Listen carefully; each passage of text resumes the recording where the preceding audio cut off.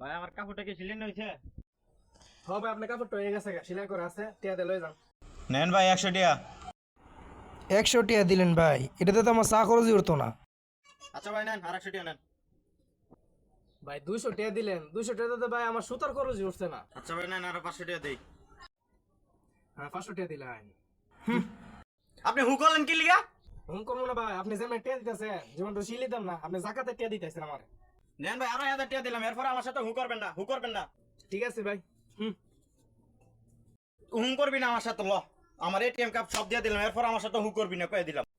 ATM card দিয়ে দিলেন ভাই, এর ভিতর কত টাকা থাকবো? যাক ভাই, আপনার লোক, আপনারা নিজের লোক, আপনার লোক আর কিটা করুন, যেহেতু দিছেন ধরে, ঠিক আছে। আমার সামনে আবার হু করছস? হ্যাঁ আবার করছস তুই? নে আমার জায়গা দলিল যা কাগজ আছে সব দিয়ে দিলাম, এরপর আমার সামনে হু করবি না, কয়ে দিলাম।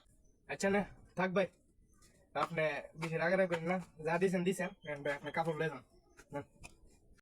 যাক, একটা বলদ কাস্টমার পাইছি, পতলা টিয়া নিছি, এতে জায়গা জমি সব লয়ে গেছি গা, ভালো হয়েছে। তুই যদি আবার হু করলে, হ্যাঁ तेरे को बताते तेरी माँ